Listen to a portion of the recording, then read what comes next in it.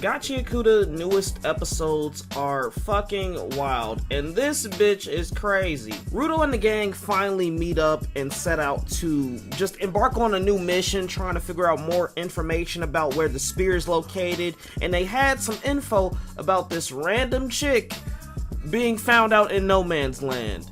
Having heard about and had whereabouts of people who are just like Ruto, being Seraphites, and wandering or just finding themselves on the ground, and that's what this whole episode is about. Ladies and gentlemen, I did not know it was going to fucking spiral out of control as it did, but holy shit, it did. The gang find themselves in a very fishy situation and decide to take a trip out to the wasteland to confront this main theory on if there are other people showing up just like Ruto, or if it's just a big hoax, if it's just more raiders or some shit, right? As they pull up, and I'm talking, they bring out the whole squad, almost the whole squad, 9 niggas deep in this goddamn scene, because the wasteland do not play at all. Bro, as Ruto even seen, he got out and got attacked and started throwing them bitches. Finally using his powers for the best capable situations, and he's actually building up some confidence. He said to himself he's not fucking up anymore, which is great, but this is a team mission, buddy. It's not all on you, man. It's not always all on you. Relax. Now, as the rest of the team are handling these trash beasts in the wasteland that they seem to be occupying, they wipe the floor with them. I'm talking easiest mission ever. Barely even stood a chance. Half the team didn't even do shit, which is great. Until this creepy bitch comes out of nowhere talking to them, and I'm like, what the fuck? How did you even get in close to the range of these people? Ladies and gentlemen, this is AMO. AMO will be very important in the future, but right now, just know she has some interesting boots on, and her creepy nature just sort of invites them in. You know, they are all hesitant at first, but then they decide, you know what, if this is a trap, there's more of us, there's one of her. Let's see what, you know, her crazy ass got to talk about. And I already would have stopped right there and been like, yo, guys, no, I understand the mission is to get more info on the ground in the sphere, but I don't trust her crazy ass. Why are we following her? Keep her ass out here. Let's all talk in public, bro, where the monsters can hear us. That's just in case she tries some tricky shit. Like, I'm not trusting the situation. We damn near out in a desert, and you want us to follow you somewhere. Just no info, just somewhere. Okay, alright. I'm the only one with common sense in this situation. But alas, the crew reluctantly follow AMO, and after a while, they finally meet up at this, like, silo or, like, big-ass castle / wind turbine thing. It's a fucking cylindrical object that points up to the sky, right? And that would even start making me question, why the fuck are we here in the first place? It's like, this is not a part of the mission. We came here to talk to you, not go to a fucking dungeon. And just as I'm thinking that, the crew is on the same time, because they're like, no, hell no, I'm not going in there. A lot of people were telling the team lead I'm not doing that, and I found that to be fucking hilarious. But AMO reassured them, and here's the tricky part about this episode that caught me off guard. She vividly and heavenly was like, yo, before we get in here, take your masks off, you know, it'd be better to talk to the people, you know, face to face who I'm talking to. And that would have been like, that would have caused me some concern, because I'm like, first off, you found us in the middle of no man's land, fighting off trash monsters, right? Those fucking beasts and things. And then, out of all things, you see us wearing gas masks. Why aren't you wearing a gas mask? That, again, my red flags are going off. I don't trust this bitch. But moving on. AMO leads them to her chamber / room or whatever, and as you can see, it's filled up with a bunch of, like, just fluffy girl bullshit that women like, right? And, you know, this is not that bad. It's actually like, wow, how did you have all this shit in this room? Like, how did you actually get a dresser and a mirror and makeup and all this other stuff and toys, right? This is actually like a very young female aesthetic going on in her room, and to see all the shit in a barren wasteland is also just creeping the team out, because they're like, what the fuck is going on here? We didn't sign up for this, right? And they proceed to try to ask her a few questions, but she proceeds to cut them off with the quickness, talking like a straight crazy person, okay? What made you want to come see AMO? We've heard that you've seen some people travel between the sphere and the ground. We want to talk to one of those people. Can you point us in a direction? My turn again! Let's talk about the kinds of boys and girls we like!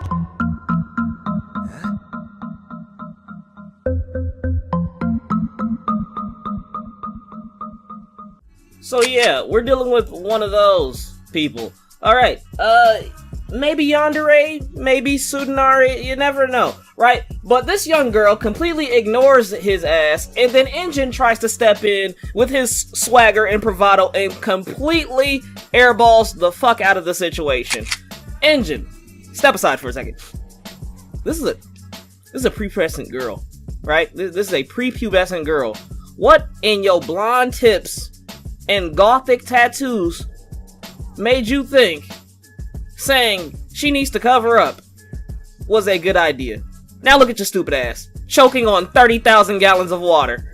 Oh yeah, just because he said that dumbass comment, she used her pheromones to make Del, this big nigga over here, shoot Engine with a goddamn super soaker that was 1,000 times the regular pressure. I'm talking, this man uses a watering plant device and drowns niggas with it.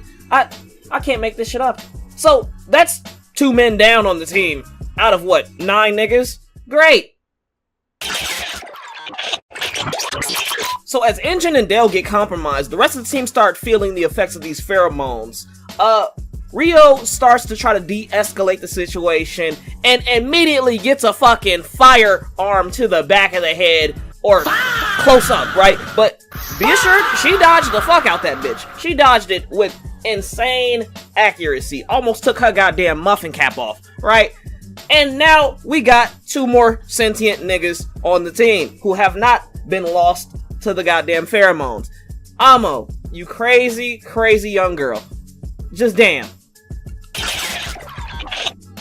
While the rest of the team starts to feel the effects of these pheromones, Rudo starts having visions. Having visions of him being back in the slums, back in the sphere. And that does not go well, because as soon as this nigga starts tweaking, all hell breaks loose, and that man juts aside 2 of his own teammates to protect AMO in this crazed ass delusion, along with Del and his crazy ass. And, oh, don't forget, you think that's the worst. More of their teammates are getting converted over to her crazy ass ways because of them pheromones and her stinky ass Timberland boots, okay?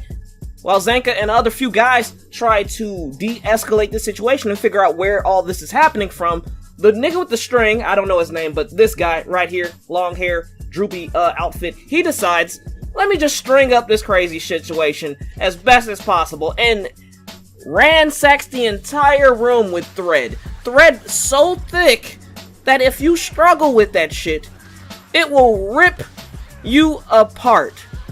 And you think, oh, this might stop the team from going crazy. They'll be able to put their gas mask on, stop smelling these weird ass smells from AMO.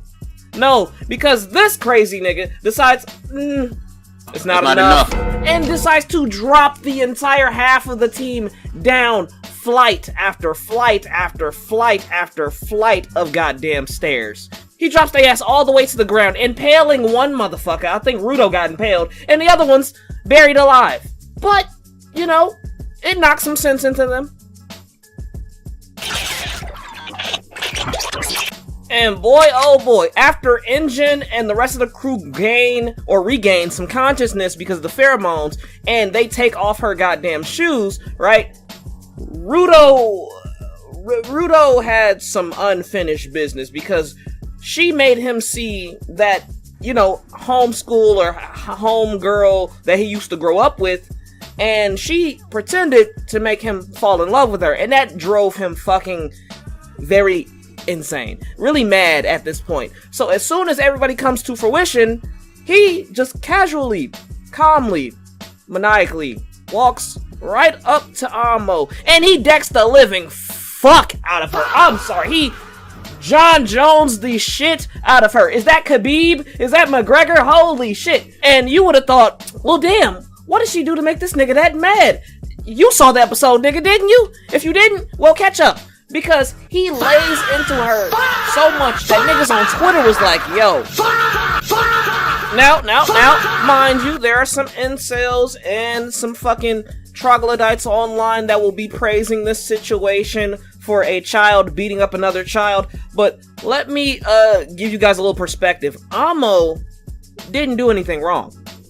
You need to leave! Alright, AMO didn't do anything wrong. She herself was abused, which, if you catch the next episode, will blatantly see, like, none of this was under her control. She did not know what she was fucking doing. And, Rudo, that was uncalled for, my guy. I understand you're 14, you're going through your emotions and shit like that, and you got manipulated like Jean Grey fucking with Wolverine's mind. Understandable. A nice shake. You know, you don't hit women. You shake them. You shake them. You don't, not backhand, not front hand, not closed fist. Shake. Like a salt shaker, alright? You don't hit women. And women, don't manipulate men who are dealing with emotional issues, alright? Class adjourned.